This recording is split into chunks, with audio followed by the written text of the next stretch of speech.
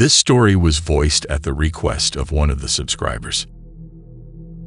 The decor is decidedly neutral. There are no flames, no pitchforks, and no lakes of boiling acid. No horned Lucifer, with rotten wings and serpent eyes laughing at our misfortune. It isn't what we call hellish, but on the other hand, it isn't exactly heavenly either. No fair gardens, full of peace and quiet. No warm, gentle lights, no angelic choirs, not a place by the side of any sort of maker. Mostly, it looks like the DMV. Long lines, leading to countless sets of 7 gates. Each are the exact same gates, just existing at multiple locations at the same time, allowing for countless lines of human souls to pass through them at once. At least that's what the faded and clearly generic pamphlet you get when you arrive says. Other than that, there are low-quality but free machines that dispenses adequate coffee, acceptable snacks, and some not entirely comfortable couches where you can sit if you're not sure which gate to enter. Some of us do sit there, drinking the unremarkable coffee, reading the pamphlet for information about what lies behind the gates. Once you've entered, you can't pick a different one. Each gate is marked as belonging to a specific sin of the traditional 7. Enter there and experience that stuff forever. First in the order is pretty simple. Gluttony. It looks to be a fairly greasy door, with a good deal of stains on it. Behind it, there is every kind of overindulgence. Food, drink, drugs, you name it, they've got it. Chocolate oceans, pools of whiskey, mountains of ice cream, free drugs of every kind from dispensaries everywhere. Pretty simple when you think about it, but there is an allure in it for many. Eat but never get full. Drink but never have the hangover. Feel the high and never the lows. It is understandable. Next is even more understandable, lust. Less of a conventional door, and more a series of enticing veils. Through there you find exactly what you expect. Endless parlors, countless harems, boudoirs full of everything you can possibly want in bed. That one is especially popular. In the infinite office, this DMV of the afterlife, there is a line to get inside lust, and it is pretty unruly.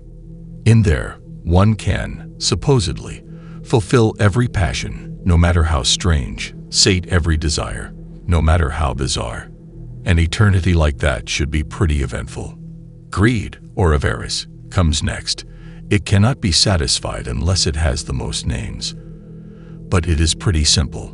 Money, gold, wealth beyond measure, infinite treasure. It is the door that is most gaudy, and looks so golden and bejeweled that it is ridiculous. High stocks, riches, big business, super yachts, solid gold jacuzzis, jewels, and more. All that jazz. That's it forever behind that door. Ostentatious if you ask me, but I never sought out such things in life for the mere sake of having them. Those who cannot have enough will perhaps find it, but I don't intend to enter through there.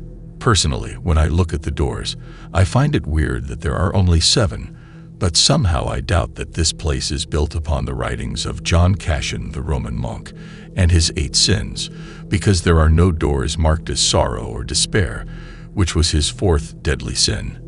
Then again, who'd ever actually enter that? Instead, the 4th door is wrath, and it is dented, battered, and broken. Many enter it.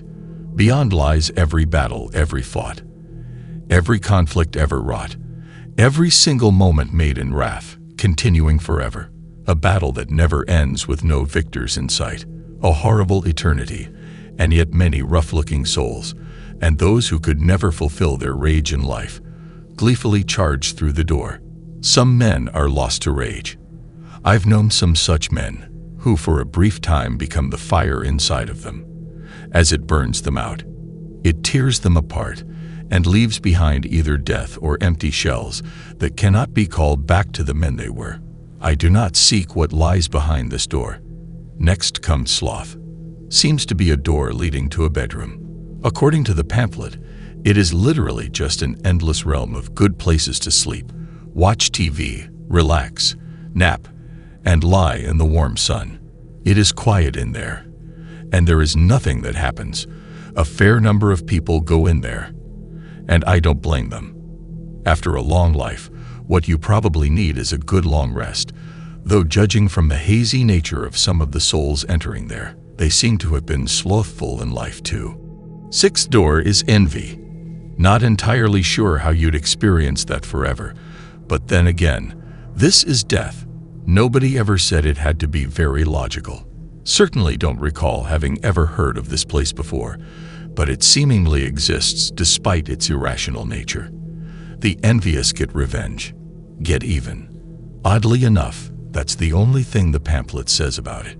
You get even. Sounds vaguely ominous and not entirely psychologically healthy. The door itself reflects this. It looks like the gate to a prison. Perhaps that place behind it is the closest thing we get to a traditional hell. Not that I intend to enter there. Any enemy I might have had in life, I crushed. I was envious of no living or dead man. Only a few enter it, and they look incredibly worrying. Those who enter wrath look either like emotionally detached veterans, returning to the war that hasn't left their heads, or violent lunatics that scream with glee. But the souls who enter the door of envy look twisted and bitter, like they've been stewing in that sin to the point that their souls are corrupt or something. I shudder to look at them.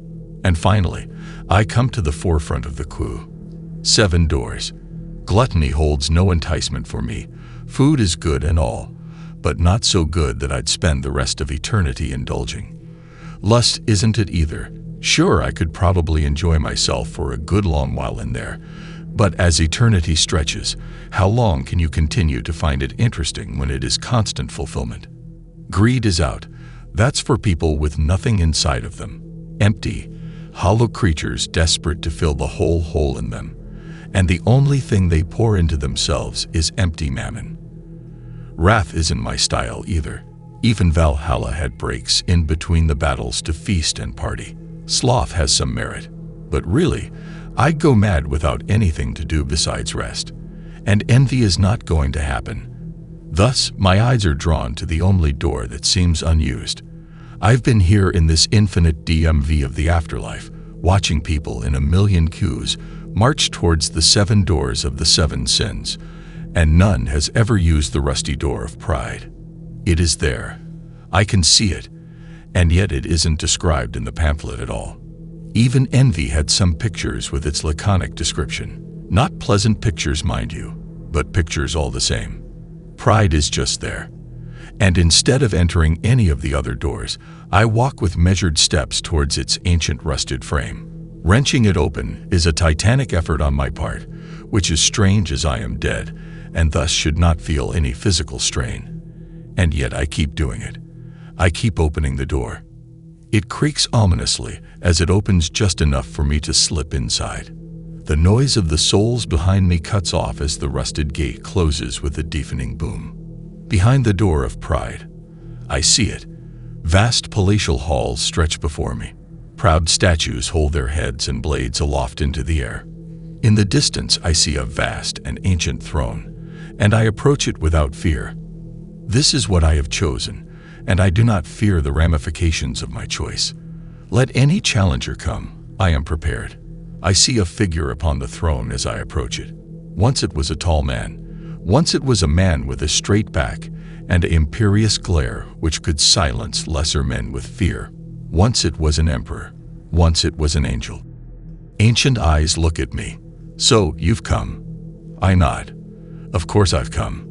You must understand that this isn't the secret correct door, which leads to the real paradise.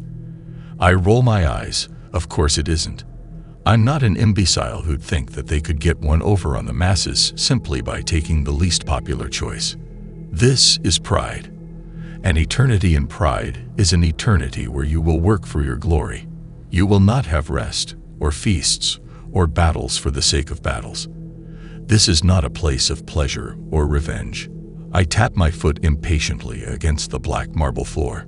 You will be cast into a billion worlds, born anew without your memories as a fresh perspective, and you will have to earn glory, crowns, power, and pride. This you will always do, for you are bound by what you are. full of unlimited ambition, and an arrogance the likes of which mortal men can rarely know. Now that sounds actually fairly equitable. There will be victories, there will be defeats, but always there will be unstoppable pride, unstoppable determination to win. When the other souls grow bored or mad with their choices, I will live in fame and infamy through eternity. It is not a blessing, nor a curse. It simply is. When 1 billion lives are over, when eternity is at its end, you will return here and remember all that you have earned. Every victory won, every ambition fulfilled, every glory taken. And then what? Do I become God? I ask in jest. The angel, weathered, tired, and ancient, sighs. No, not really. Once that is over, you will be given the choice to return for another 1 billion lives of adventure and glory, or to become the mind seed for a new universe. You will become the amaranthine dream of a new reality that shall bring forth its own adventures, own tragedies, own afterlife, which might make more sense than our current setup. You will become everything. Everything will become you. I shrug. Makes slightly better sense than the traditional ideas about heaven and hell in any case. Doesn't actually sound all that bad, now that I come to think of it, this eternity of pride. I smile as I consider the grandeur of this task, 1 billion lives and countless new wondrous and terrible experiences. Let it be so. All right, you decrepit, withered angel, let's get to it. Send me to a new world where I shall do my utmost to conquer in whatever possible form I can. Let 1 billion lifetimes of adventure and wonder begin. He nods, the creaking bones of his wings flutter. Not many dare to make that choice. Behind every door of the 7 sins, there is an eternity that will make you happy. Pride is the only door that has an ending, though. None in the other sin realms are mad, brave, or arrogant enough to end. Only the truly proud dares to seek an ending. I nod as he begins casting whatever angelic magic that will send me onwards into adventure. There must be an ending to the legend. Otherwise, the bards and storytellers won't ever speak of it. Eternity is never desirable. It is not the hallmarks of any story I would ever want to hear.